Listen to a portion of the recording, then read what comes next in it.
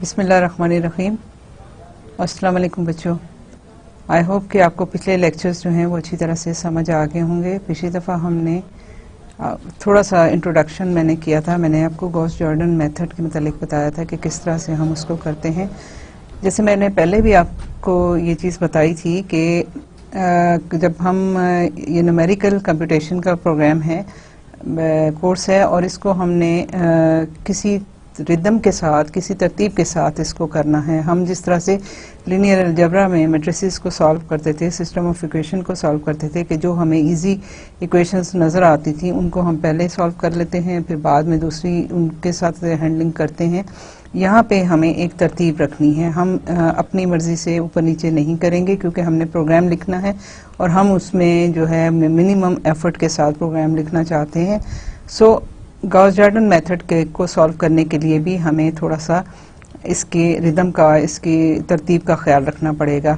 Gauss Jordan method क्या करता है कि वो आपकी तमाम जो है वो मैट्रिसेस को एलिमिनेट कर देता है। कोएफिशिएंट्स को करने के बाद आपको जो है वो मैट्रिक्स जो मिलती है वो सिर्फ डायगोनल एलिमेंट्स और आइडेंटिटी मैट्रिक्स मिलती है। सो इसमें बहुत सारी एफर्ट आपकी कम हो जाती है। आपको बैकवर्ड सब्स्टिट्यूशन नहीं करनी पड़ती। जो हमारा डायगोनल एलिमेंट होता है उसका कोएफिशिएंट 1 हो जाता है और उसके सारे ऊपर नीचे और आसपास के बाकी तमाम एलिमेंट्स जो हैं कोएफिशिएंट जो हैं वो हम 0 कर देते हैं।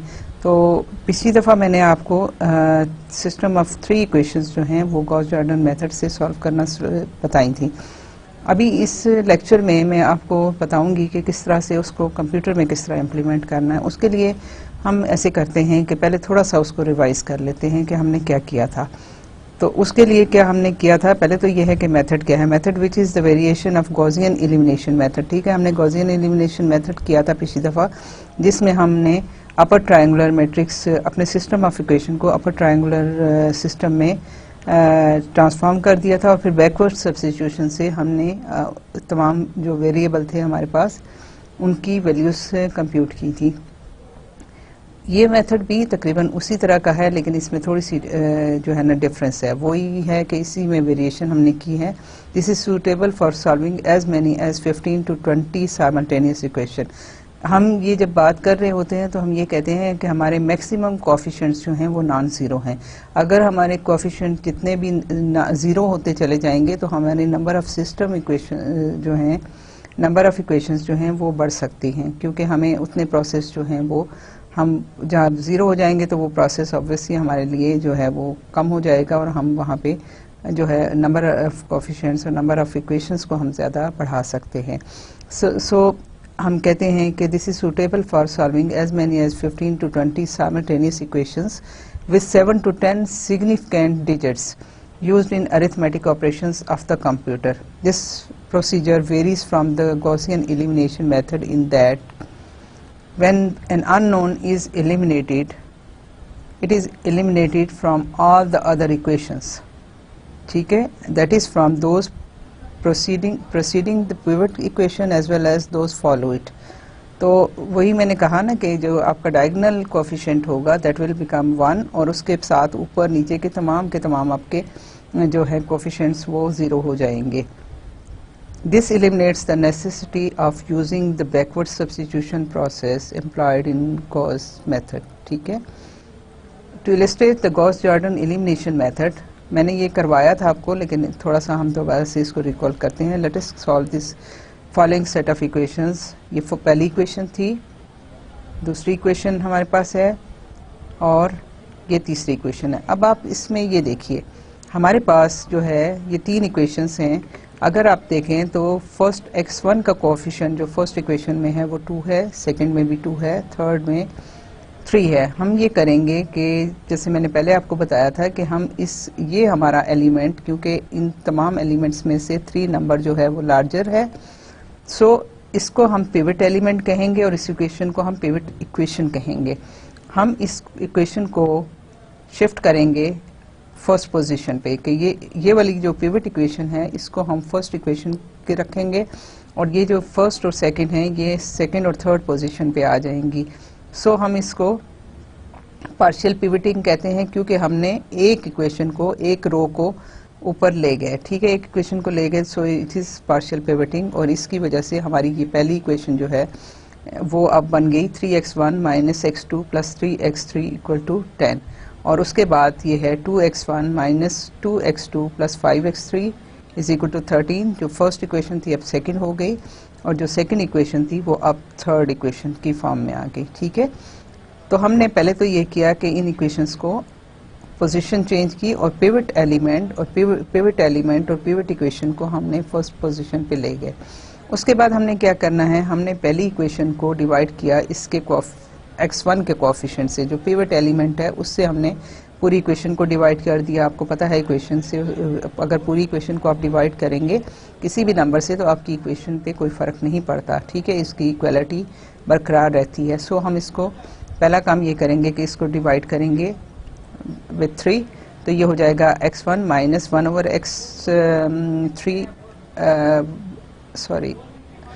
x1 minus 1 over 3 x2 plus x3 equal to 10 over 3, ठीक है, हमारे पास ये आ गया। हमने जब इसको किया, अब क्या करना है, हमने हमारे पास ये इसका कोएफिशिएंट 2 है, इसका भी कोएफिशिएंट 2 है, तो जो हमारे पास ये x1 आ गया minus 1 over 3 x2 plus x3 equal to 10 over x3। अब इसको हमने उस इक्वेशन को हमने 2 से मल्टीप्लाई करना है ताकि हमारी इसका पहला कोएफिशिएंट इसके बराबर हो जाए।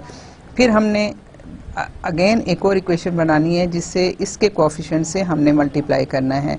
सो हमारे पास क्या होगा कि ये इक्वेशन आ गई, इसको हमने मल्टीप्लाई करना है coefficient of first unknown in equations 2 and 3। तो हमारे पास क्या होगा, ये इक्वेशन हमारी जो है वो अब हो गई 2x1 minus 2 over 3x2 plus 2x3 equal to 20/3। फिर आपकी थर्ड इक्वेशन का कोएफिशिएंट भी जो था वो 2 था, तो हमने उसको भी मल्टीप्लाई किया और हमारी ये दो इक्वेशंस बन गई। अब इसके बाद हम क्या करेंगे कि सब्ट्रैक्ट करेंगे इक्वेशंस 2 एंड 3 जो हमारी ओरिजिनल इक्वेशंस थी, ठीक है, जो ओरिजिनल इक्वेशन यहाँ पे हमारे पास थी, अगर आप देखें तो ये वाली इक्वेशन 2 एंड 3, इनको इन इक्वेशन में से हम सब्ट्रैक्ट करेंगे। जब सब्ट्रैक्ट करेंगे तो हमारे पास क्या आएगा, ये जो है ये 2 और 3 को मैंने दोबारा से लिख दिया ताकि ये आपके सामने हो। तो ये आपके पास है 2x1 minus 2x2 plus 5x3 is equal to 13 and 2x1 plus 3x2 plus 4x3 is equal to 20। ये आपकी जो है ये आपकी ओरिजिनल इक्वेशंस थी सेकंड और थर्ड, ठीक है। इनमें जो है इन इक्वेशंस को हम इसमें से सब्ट्रैक्ट करेंगे, ठीक है, 5 और 6 में से।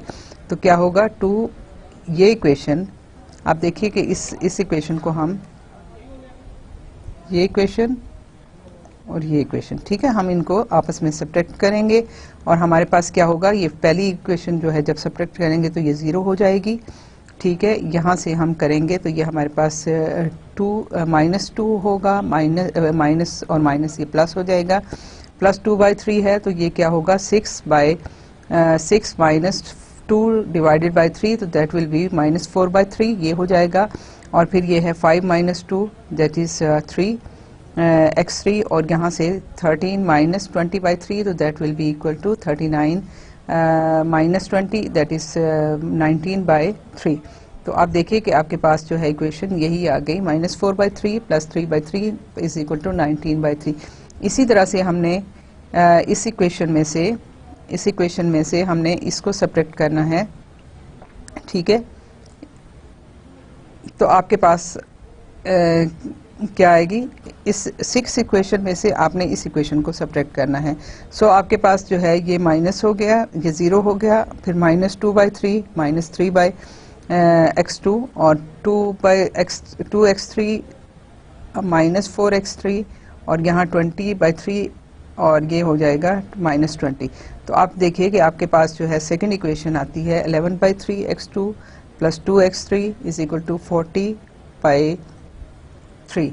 और हमने क्या किया कि हमने जो पहली इक्वेशन थी ये वाली इक्वेशन, ये पहली हमारी इक्वेशन थी जो हमने 1/3 से डिवाइड की थी, अब इस इक्वेशन को हमने पोजीशन दी है थर्ड इक्वेशन की।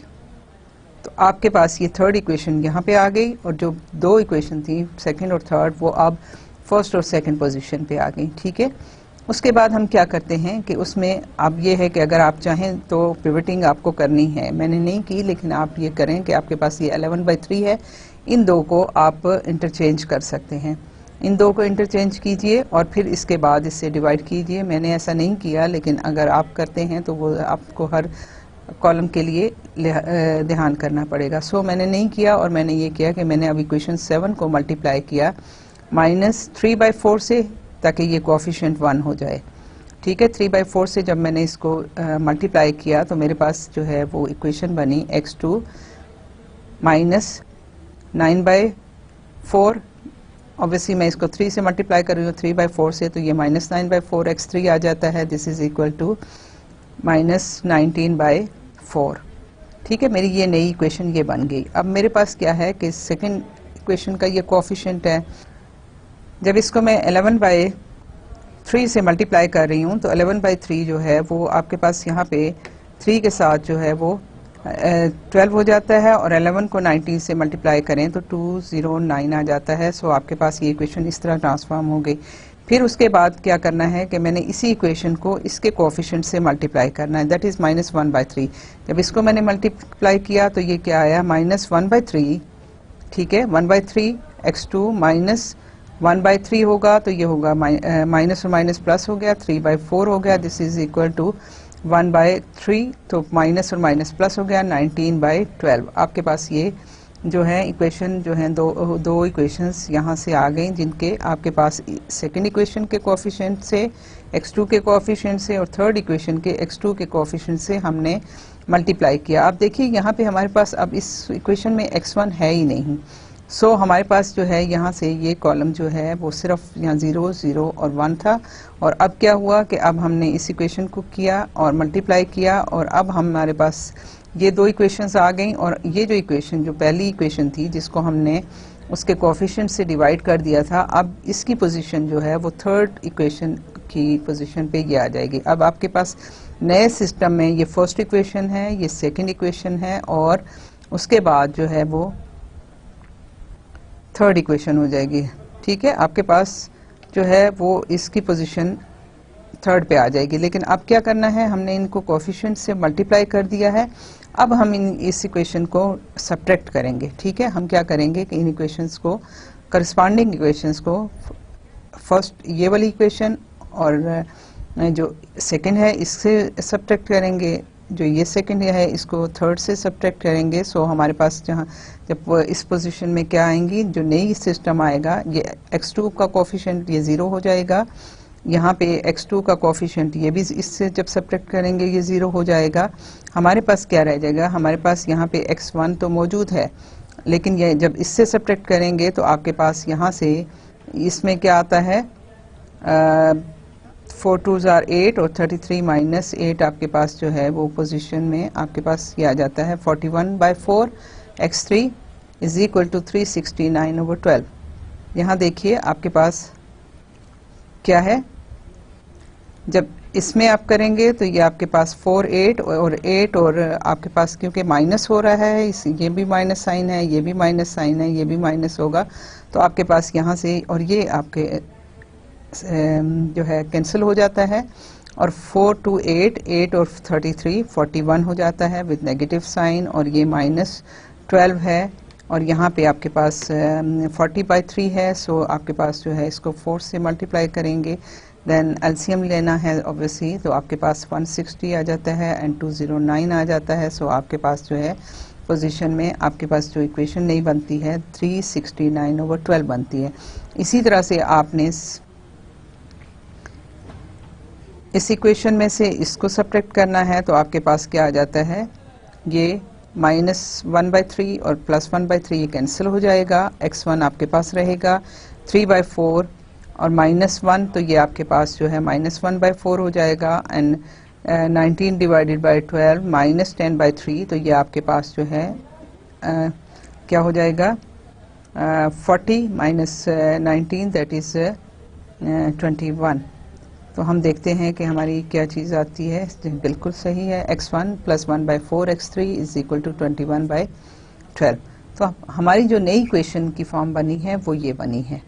ठीक है, अब क्या है, हमारे पास जो थी पहली जो यहाँ पे सेकंड इक्वेशन हमने की थी, ये वाली इक्वेशन, ठीक है, जो यहाँ पे फर्स्ट इक्वेशन थी, अब इस इक्वेशन ने हमारी थर्ड पोजीशन लेनी है। सो हमारे पास जो थर्ड इक्वेशन आएगी वो ये है, जो कि हमारे पास ओरिजिनल थी, जिसका हमने कोएफिशिएंट 1 कर दिया था, ठीक है। अब फिर वही प्रोसेस रिपीट करेंगे। हम क्या करेंगे कि हम पहली इक्वेशन को लेंगे, इसको 41/4 से डिवाइड कर देंगे, दैट इज अगर इसको आप मल्टीप्लाई करें 4/41 से तो ये कोएफिशिएंट 1 हो जाता है, और इसको आप करें तो आपके पास जो है वो x3 की जो वैल्यू है वो आपके पास क्या आती है 4 और ये 3 से कैंसिल होता है, so you will get x3 = 3, ठीक है। और फिर अब इसको क्या करना है, इसको इसके कोएफिशिएंट से मल्टीप्लाई करना है। आपकी दूसरी इक्वेशन आ जाएगी 1/4 x3 = 3/4, फिर इसको इसके कोएफिशिएंट से मल्टीप्लाई करना है, तो आपके पास आ जाता है -9/4 x3 = 9 3 27 और by 4, तो ये हो गया। अब हमने क्या करना है, अब हमने इस इक्वेशन से इसको माइनस करना है, इस इक्वेशन से इसको माइनस करना है। सो हमारे पास क्या होगा, x3 1/4 और ये भी माइनस, ये 1/4 है, 1/4 - 1/4, तो आपके पास क्या आ जाएगा x1, ये कैंसिल हो गया, इज इक्वल टू 3/4 - 21/12, ठीक है। इसी तरह से आप जब इसको माइनस करेंगे तो ये हो जाएगा, कैंसिल हो जाएगा, आपके पास आ जाएगा x2 इज इक्वल टू -19/4, ये आ जाएगा -27/4 प्लस 19/4।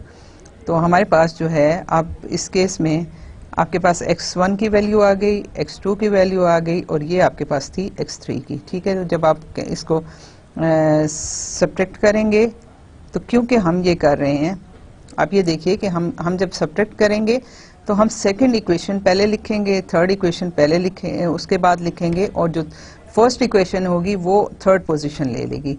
सो हमारे पास x1 इज इक्वल टू क्या आता है 21/12, और यहाँ पे है 3/4 माइनस 21/12, तो ये आपके पास जो x1 की वैल्यू आती है दैट इज इक्वल टू 1। इसी तरह से आपके पास x2 की वैल्यू आ जाएगी 2 और x3 की वैल्यू आ जाएगी 3।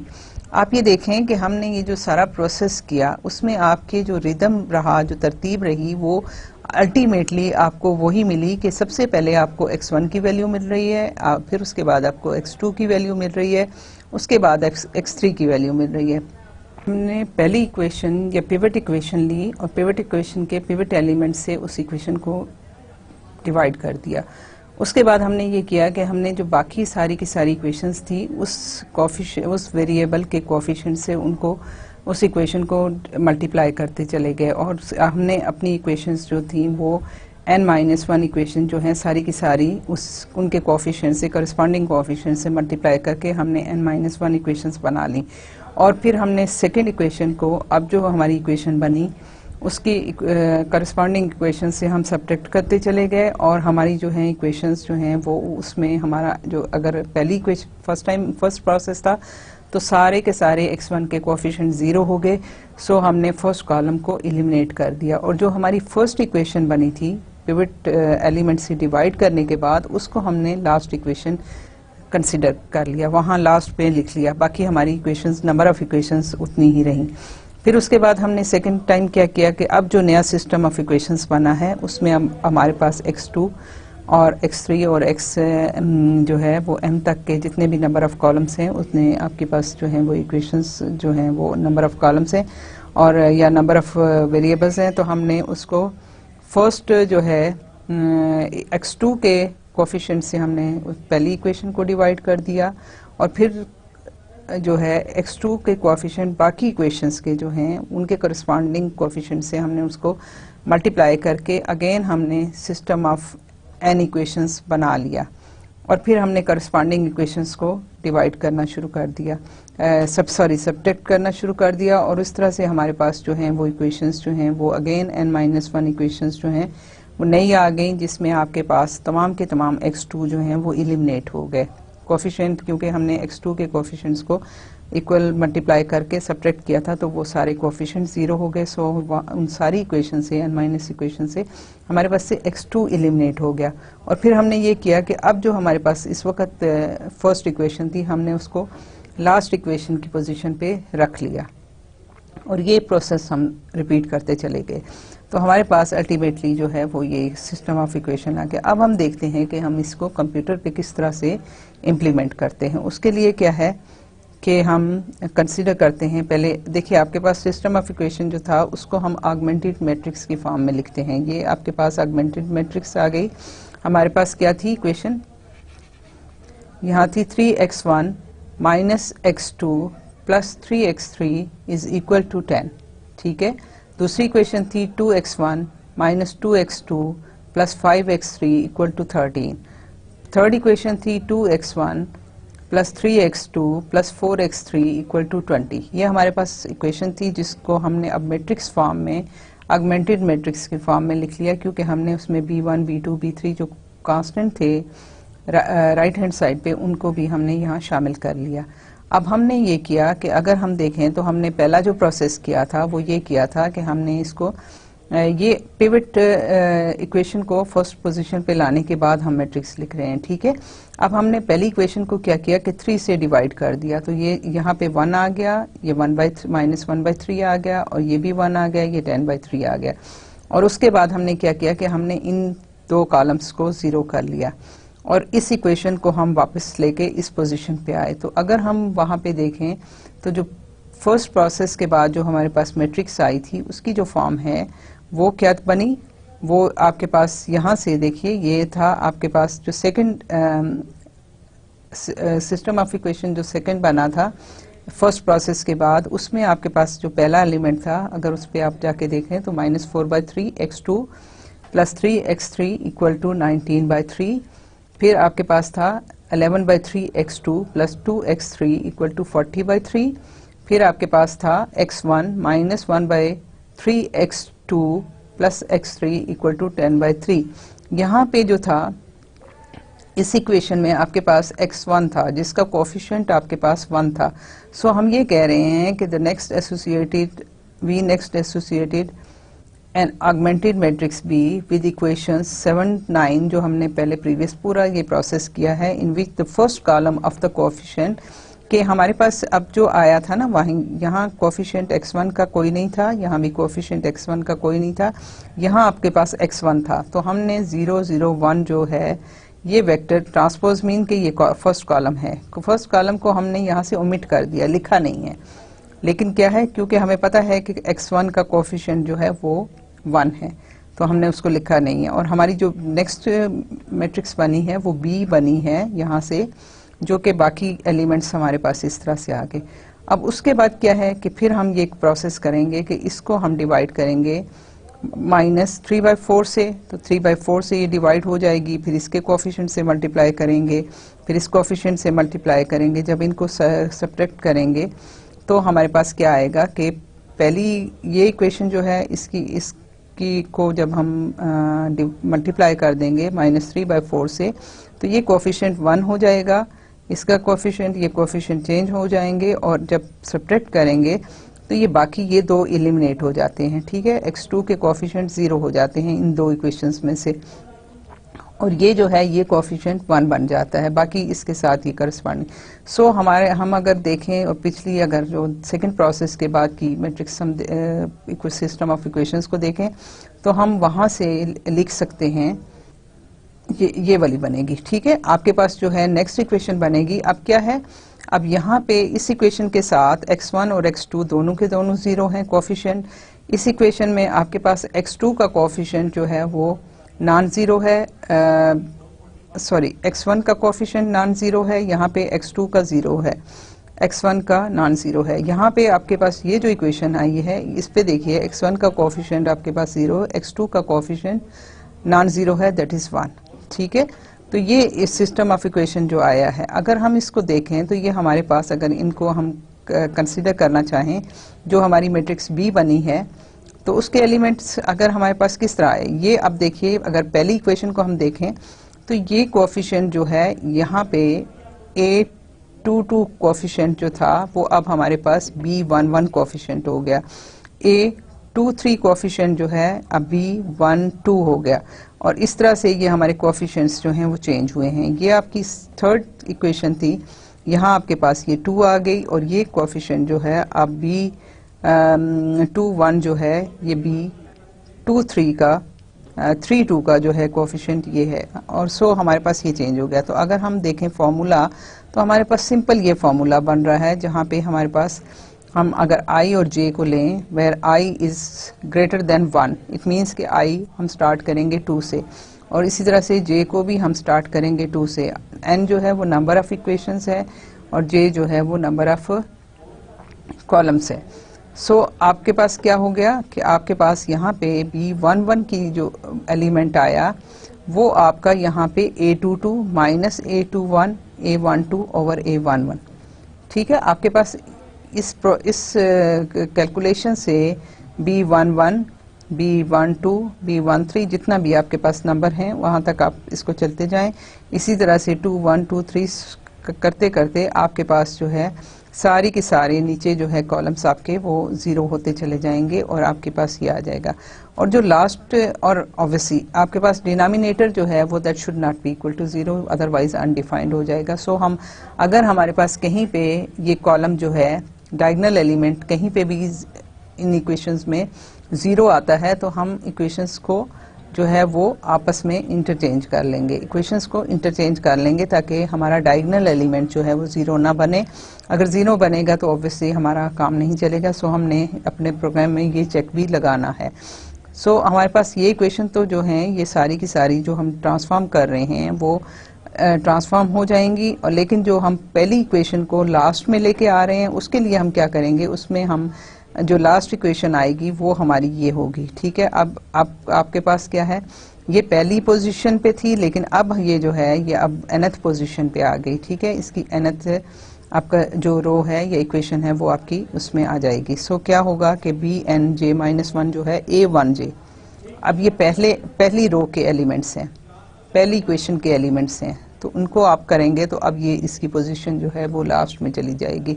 सो जब आप ये काम करेंगे, सिर्फ ये 2 फार्मूला यूज करेंगे तो आपका वो पूरे का पूरा सिस्टम, हमने तो आपको आसानी के लिए सिस्टम ऑफ 3 इक्वेशंस करवाया था, ठीक है। लेकिन अब क्या हुआ, अब ये जो है सिस्टम ऑफ 3 इक्वेशन के बजाय कोई भी नंबर ऑफ इक्वेशंस जो हैं वो आप यूज कर सकते हैं। यहाँ पे आप n को वैल्यू दें, यहाँ m की वैल्यू दें, ओरिजिनल मैट्रिक्स ऑगमेंटेड मैट्रिक्स आप डाटा उसको दे दें, वो आपको इमीडिएटली वो सारी की सारी इक्वेशंस का सॉल्यूशन फाइंड आउट करके दे देंगे सिर्फ इन 2 स्टेटमेंट से, ठीक है। तो जहाँ पे आपके पास j ऑब्वियसली जो है वो j ये है नंबर ऑफ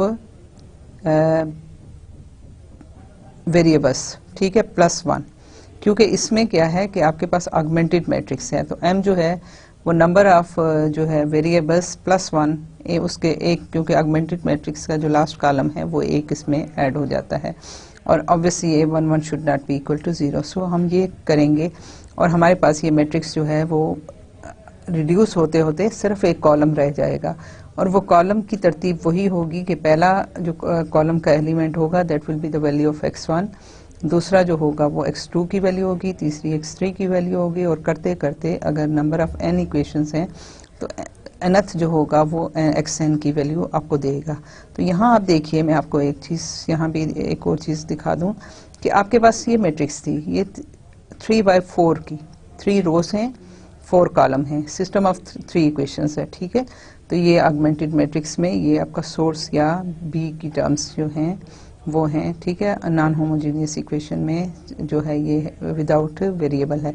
सो ये आपके पास 3/4 की मैट्रिक्स है। जब उसको आपने एक प्रोसेस किया तो अब क्या हुआ, एक कॉलम कम हो गया, तो आपके पास ये 3/3 की मैट्रिक्स बन गई, ठीक है। जब एक और दफ़ा प्रोसेस करेंगे तो एक और कॉलम कम हो गया, अब आपके पास ये 3/2 की जो है वो मैट्रिक्स बन गई। सो 2 कॉलम आपने एलिमिनेट कर दिए जिसमें आपके पास x1 की वैल्यू भी मौजूद है, x2 की वैल्यू भी मौजूद है। सो हम ये जो 2 कॉलम हैं 0 1 0 टी और 001 टी जो है ये दोनों को हम यहाँ से ओमिट कर रहे हैं। ओमिट करने से हमारे पास क्या है कि हमने यहाँ से इनको ओमिट कर दिया, दो कॉलम्स को जिनके कोफिशिएंट जो है x1 और x2 के कोफिशिएंट 1 थे, वो जब ओमिट किए तो हमारे पास ये 3/2 की मैट्रिक्स आ गई।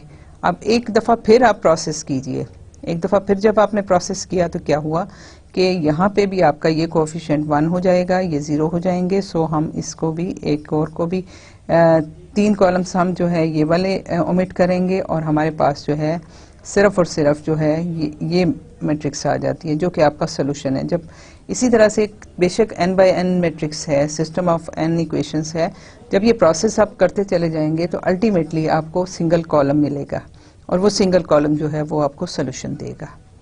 ठीक है, सो हम देखते हैं कि क्या हम बात क्या कर रहे थे कि अगर हम इसको right the augmented matrix of the equations this time omitting the first 2 columns. ठीक है, पहले हमने एक कॉलम ओमिट किया, फिर हमने 2 कॉलम ओमिट किए। Again we note that the elements of C can be obtained directly from the elements of B.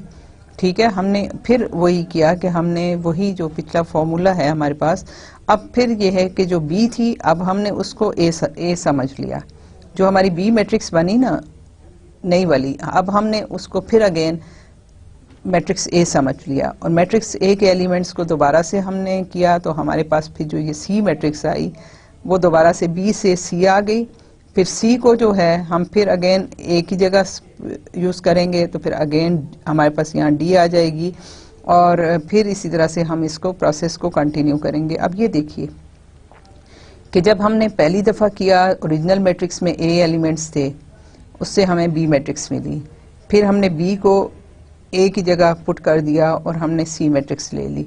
तो अगर हम ये करते हैं कि हम कंप्यूटर में बड़े आराम से ट्रांसफ़र कर सकते हैं, तो हम बजाय इसके कि A B C D E F इस तरह matrices number of N system के लिए नंबर ऑफ़ एन मैट्रिसेस के हम सारे अरे डिफ़ाइन करें, वो नंबर आपके कंप्यूटर में बहुत ज़्यादा जगह लेगा, बहुत ज़्यादा स्पेस आपको चाहिए होगी। बजाय उसके अगर हम सिर्फ ए और बी 2 मैट्रिसेस डिफ़ाइन कर लें तो क्या होगा कि जब प्रोसेस होगा, फर्स्ट प्रोसेस होगा, आपके पास एलिमेंट्स बी के बनेंगे, आप वो बी को फिर ट्रांसफ़र कर देंगे, रीनेम कर देंगे ए के एलिमेंट्स से। अब आपके तमाम एलिमेंट्स जो हैं जब ट्रांसफ़र हो गए तो बी से फिर दोबारा से वो ए मैट्रिक्स में आ गए, फिर ए से जो प्रोसेस हुआ अगेन आपकी बी मैट्रिक्स बन गई। बी मैट्रिक्स जब बनी तो फिर जो अभी इसमें जो सी बन रही है वो अब जो बी बन गई, फिर बी को फिर ट्रांसफ़र कर दीजिए मैट्रिक्स ए के एलिमेंट्स में और फिर उसको आप यूज़ कीजिए, फिर अब कैलकुलेट कीजिए बी।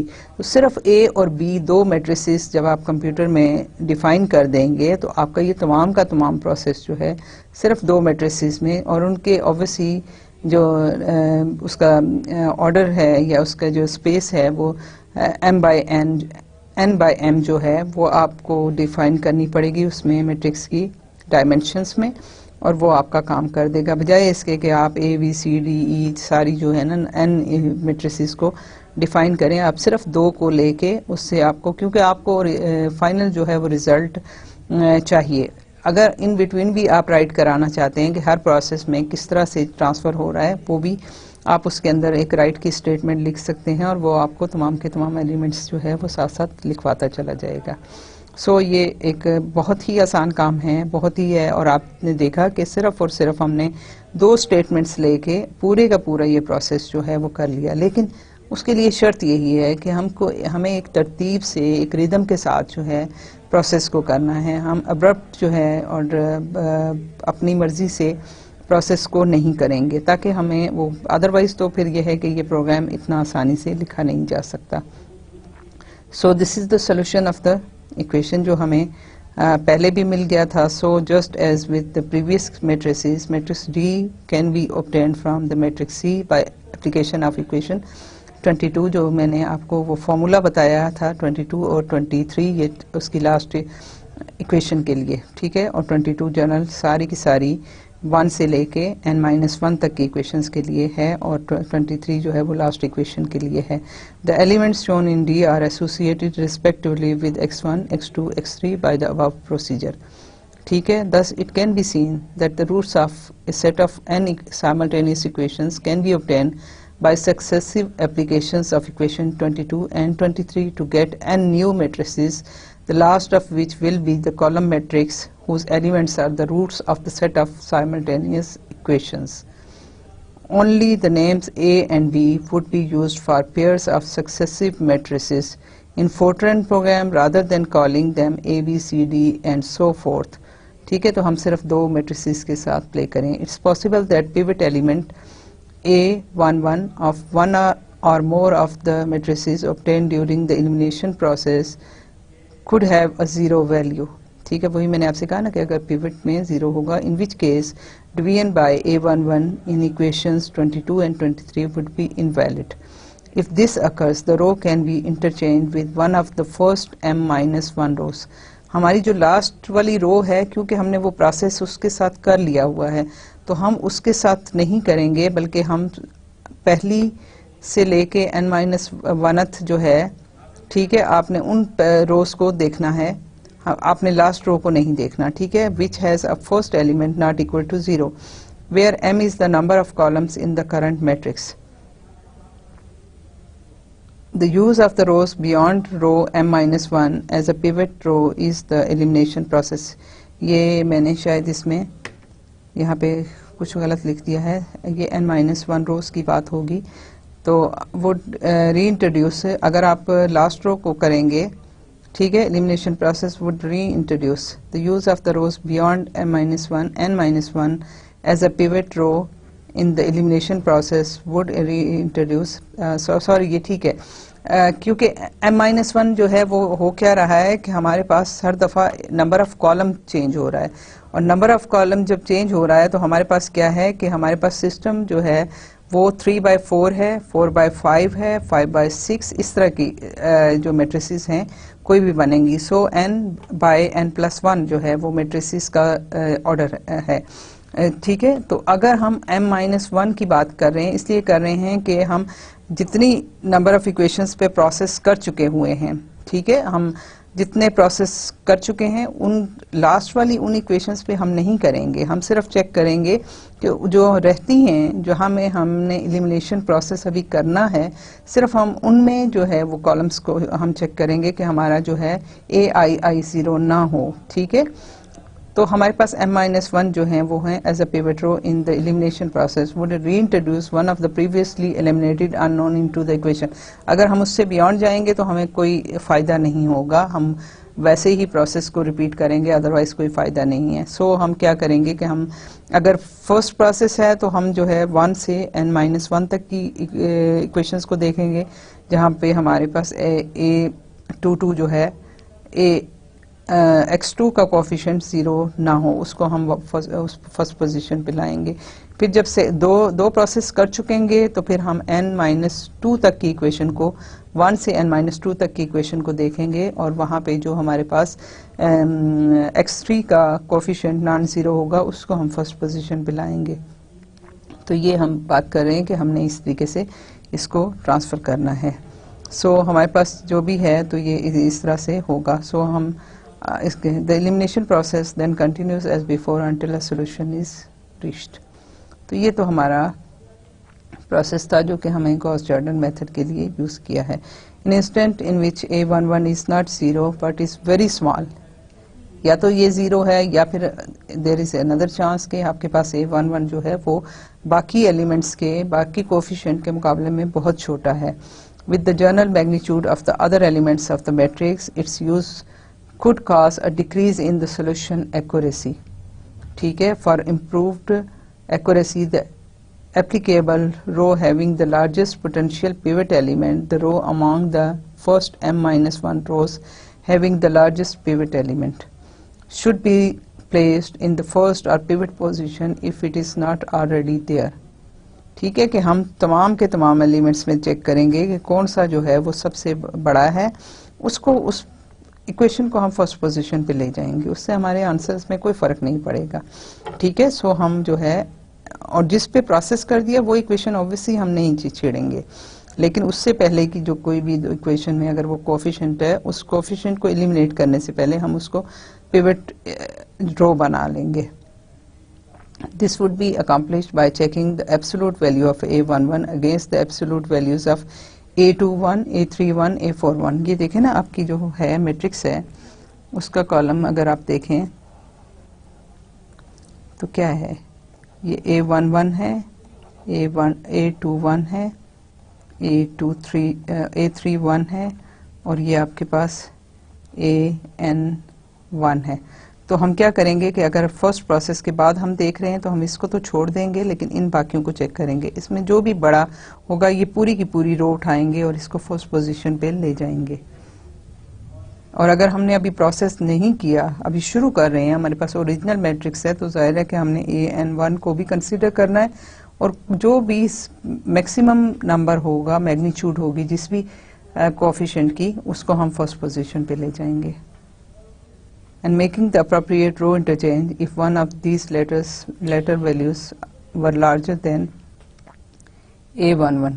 मैग्नीट्यूड की बात की थी ना, बेशक माइनस साइन हो प्लस साइन हो, लेकिन उसकी मैग्नीट्यूड जो है वो हाईएस्ट होगी, क्योंकि कोई मसला नहीं होता कि हम अगर पूरी की पूरी इक्वेशन को माइनस से मल्टीप्लाई कर देंगे तो वो ऑब्वियसली पॉजिटिव हो जाएगा। This procedure of partial pivoting should always be incorporated in a computer program for solving fairly large number of simultaneous equations। So बच्चों, ये था हमारे पास गॉस जॉर्डन मेथड, जिसको हमने किया, जो कि गॉसियन एलिमिनेशन मेथड की तरह से था। लेकिन गॉसियन एलिमिनेशन मेथड में हम थोड़ा सा हम ये करते हैं कि हमारे पास नंबर ऑफ ऑपरेशन बढ़ जाते हैं, क्योंकि पहले तो हम उनको एलिमिनेट कर रहे होते हैं, हम अपर ट्रायंगुलर मैट्रिक्स में ट्रांसफॉर्म करते हैं, फिर उसके बाद हम बैकवर्ड सब्स्टिट्यूशन करते हैं। हमारे अगर सिस्टम ऑफ इक्वेशंस हमारे पास बड़ा है, ठीक है, हम कोई फिजिकल प्रॉब्लम, कोई जो है कोई भी इंजीनियरिंग का, कोई भी इकोनॉमिक्स का, कोई भी जो है हम प्रॉब्लम सॉल्व करने जा रहे हैं, तो उस वक्त क्या है कि हमारे पास नंबर ऑफ इक्वेशंस बहुत ज़्यादा हो जाती हैं। सो आपका CPU टाइम, आपका जो है नंबर ऑफ ऑपरेशंस जो बढ़ते चले जाएंगे, आपके कंप्यूटर का टाइम आपको ज़्यादा चाहिएगा होगा। छोटी छोटी इक्वेशन 2x2 की, 3x3 की, या इस तरह से 5, 10x10 की इक्वेशन को सॉल्व करना शायद बहुत मुश्किल नहीं है, लेकिन यह है कि ज़्यादा जो ही नंबर बढ़ता चला जाएगा तो आपका CPU टाइम, आपका कंप्यूटर टाइम बहुत बढ़ता चला जाता है। तो हमारे पास जो है ये नंबर ऑफ ऑपरेशंस के हवाले से तो हम कोशिश यही करेंगे कि कोई हमें ऐसी टेक्निक यूज़ करें, कोई ऐसा मेथड यूज़ करें जिसमें नंबर ऑफ ऑपरेशंस मिनिमम हों।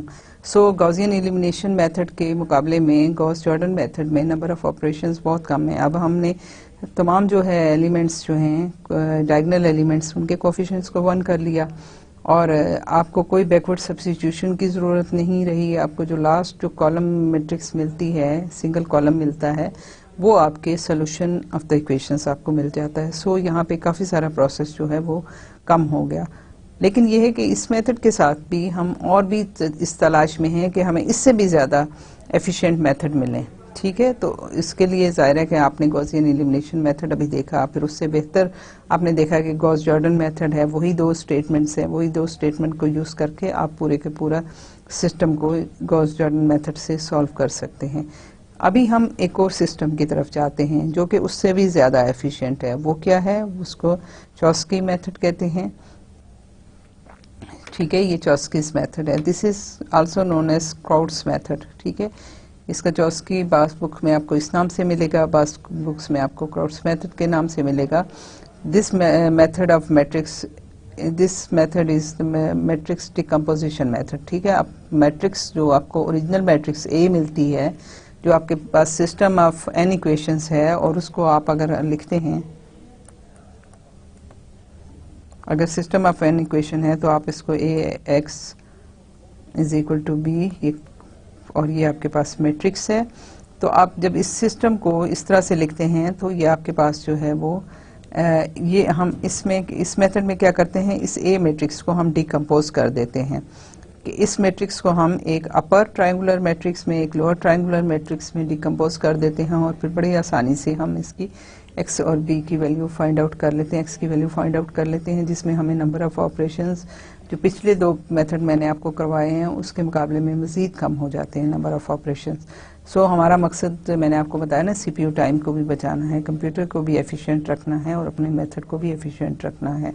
सो ये मेथड जो है वो ये करता है कि आपकी इस मैट्रिक्स ए को डिकम्पोज करता है, और the method of matrix factorization is more economical of computer time than other elimination methods. As a result, it has been used extensively in some of the larger structural analysis programs. Kraut's method transforms the coefficient matrix A into the product of two matrices. ठीक है कि आपकी जो ये matrix है वो A है, इसको वो डिकम्पोज करता है।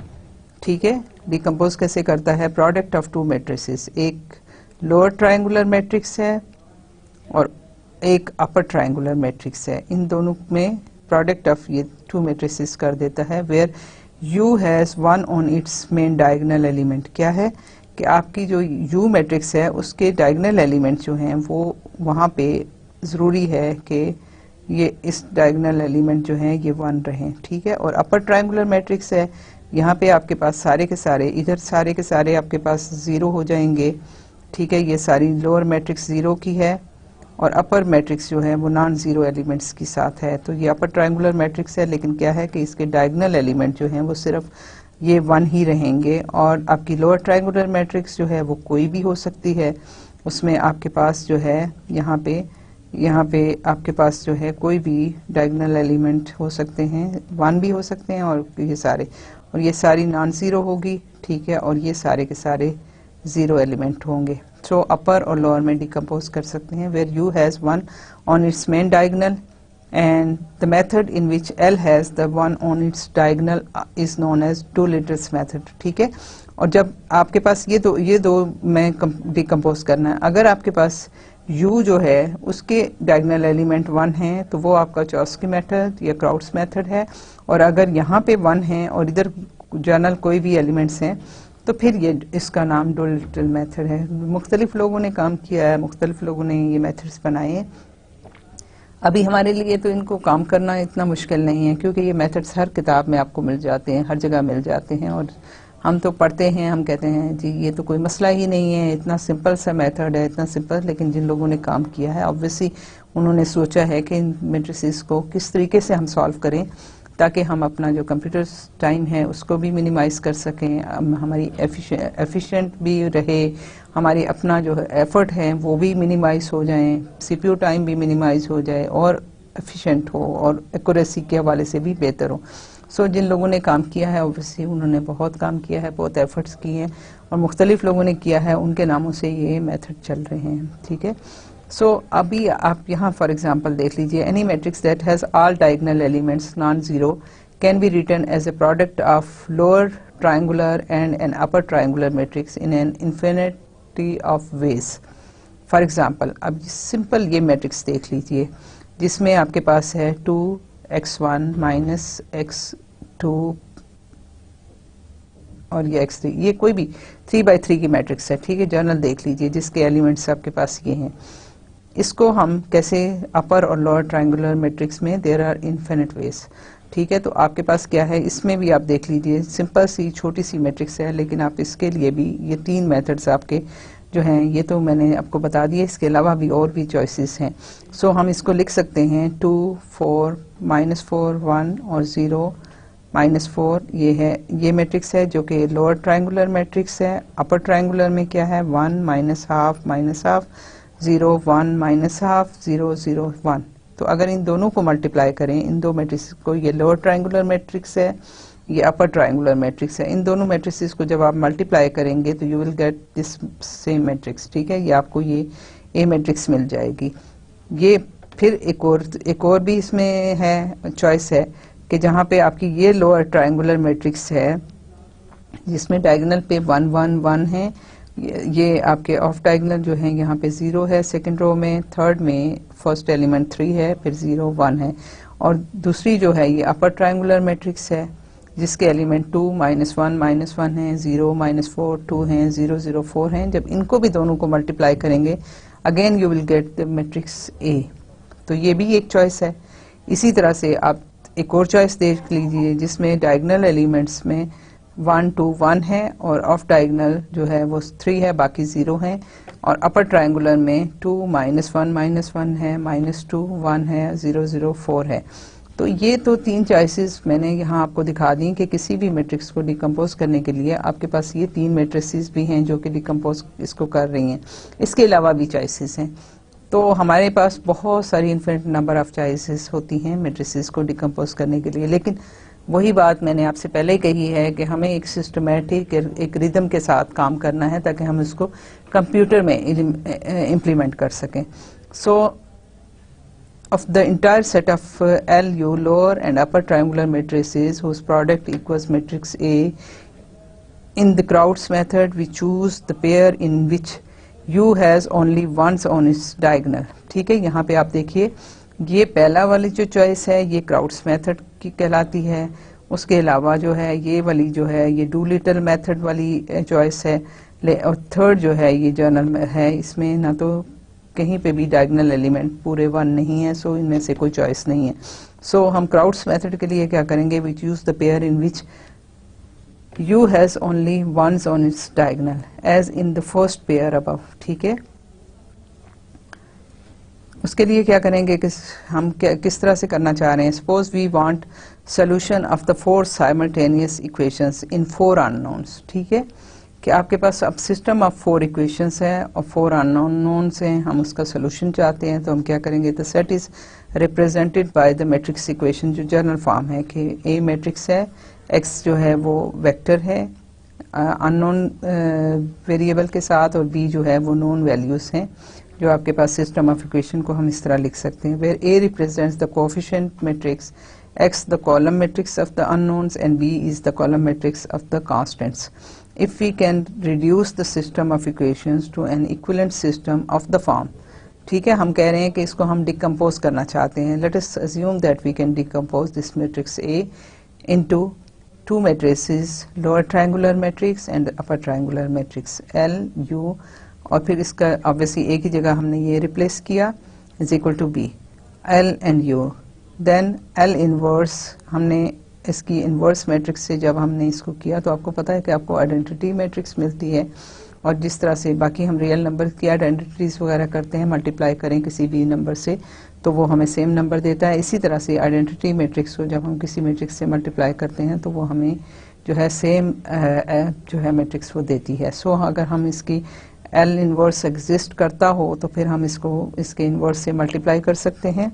सो इसको मल्टीप्लाई कीजिए L इनवर्स L U, और ऑब्वियसली हमें दोनों साइड से L इनवर्स से मल्टीप्लाई करना है, तो यहाँ पे आपके पास ये आ जाता है एंड L इनवर्स B।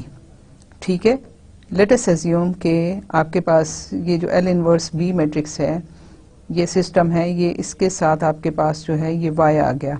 ठीक है, क्योंकि अभी ये B था, अब जब L इनवर्स के साथ मल्टीप्लाई किया तो इट शुड बी डिफरेंट, और डिफरेंट के लिए हमने अज्यूम कर लिया कि ये अब एक और वैल्यू आ गई, y कॉलम आ गया। ठीक है, तो हमारे पास क्या है, यहाँ से L इनवर्स और L जो है वो आइडेंटिटी मैट्रिक्स बन जाएगी। आइडेंटिटी मैट्रिक्स को जब मल्टीप्लाई करते हैं तो हमारी मैट्रिक्स चेंज नहीं होती। So I will get Ux equal to L inverse B और इक्वल टू y। तो हमारे पास ये फॉर्म आ गई। ठीक है, अब यहाँ से हम क्या करते हैं कि यहाँ से Ux आ गया, ये तो आपका एलिमिनेट हो गया, Ux is equal to y।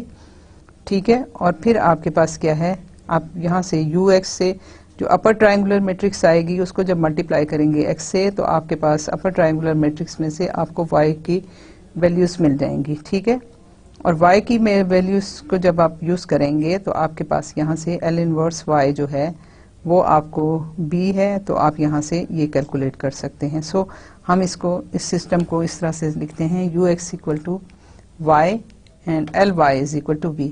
They could be readily solved. Ly is equal to B क्योंकि B नोन है, y अननोन है, लोअर ट्रायंगुलर मैट्रिक्स आपके पास होगी तो बाय फॉरवर्ड सब्स्टिट्यूशन। ठीक है, क्योंकि लोअर ट्रायंगुलर है तो यहाँ पे x1 और x1 x2 x1 x2 x3 हो जाएगा, और ये आपको जो है वो आपको मैट्रिक्स की फॉर्म में मिल जाएगी।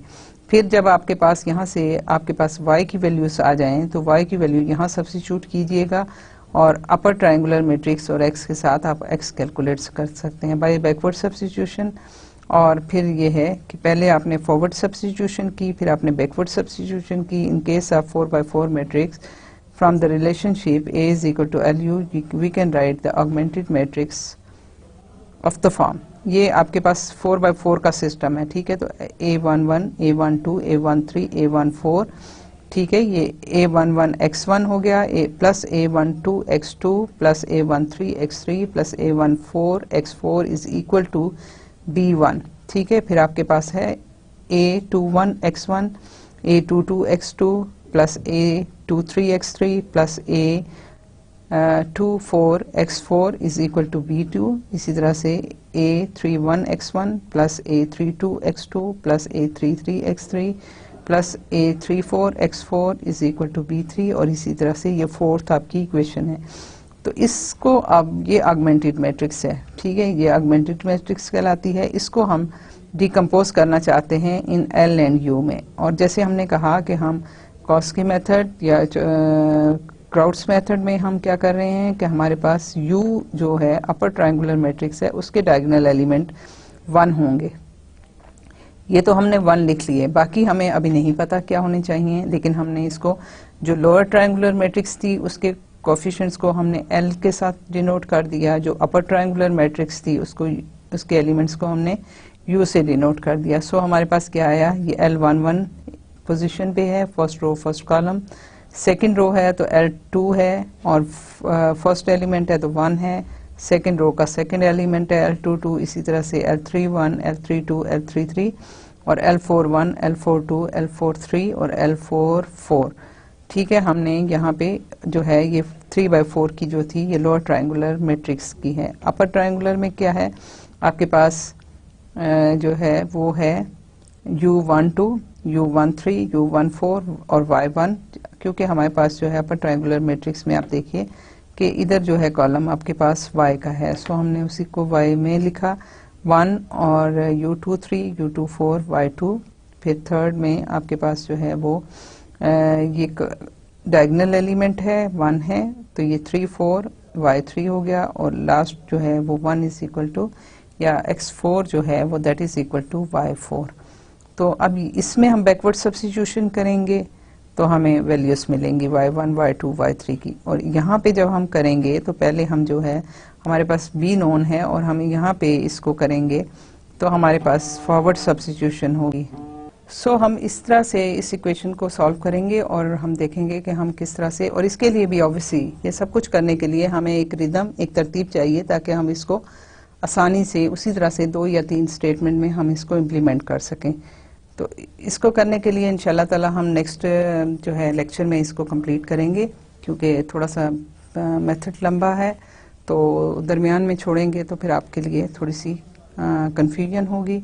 सो हम आज के जो लेक्चर है वो हमने गॉस जॉर्डन मेथड पे थोड़ा सा लगाया, आपको तरतीब बताई। इसके लिए बच्चा मैं आपसे ये कहूँगी कि प्लीज़ आप जो भी मेथड पढ़ रहे हैं उनको कंप्यूटर पे इम्प्लीमेंट कीजिए। फोर्ट्रन का जो है सॉफ्टवेयर आप इंस्टॉल कीजिए, छोटे से प्रोग्राम से आप शुरू कीजिए।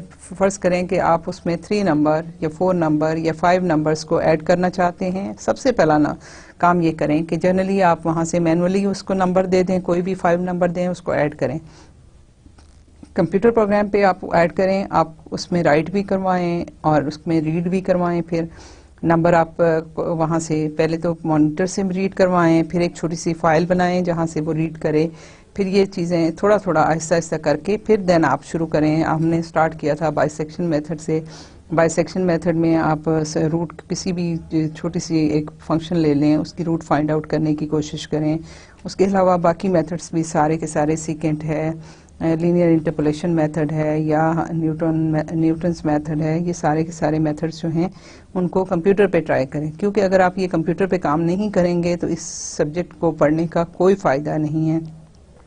और अगर आप आगे एकेडमिक्स में जाना चाहते हैं, आगे कोई किसी इंडस्ट्री को ज्वाइन करना चाहते हैं, तो आपको ये प्रोग्रामिंग ज़रूर आनी चाहिए। ये आपके लिए बहुत प्लस पॉइंट होगा। जहाँ पे आपको ये मेथड आते होंगे, जहाँ आपको 1-2 सॉफ्टवेयर आते होंगे, आपको जॉब्स के लिए प्रॉब्लम कभी भी नहीं होगी। लेकिन अगर आपको मेथड नहीं आते तो वहाँ अगर आप सीखने में टाइम लगाते हैं तो वो आपकी एक अच्छी रेपो नहीं बनती। दूसरा ये है कि आपका टाइम वहाँ पे वेस्ट होगा। सो मैं आपसे कहूँगी कि आप इसके साथ साथ अपने प्रोग्रामिंग भी ज़रूर कीजिए। आज का लेक्चर हम यहीं पे ख़त्म करते हैं। इंशाअल्लाह ताला नेक्स्ट लेक्चर में आपको मैं ये चॉस्की मेथड जो है वो डिटेल में समझाऊंगी। आज तक के लिए अल्लाह हाफिज़। Thank you so much.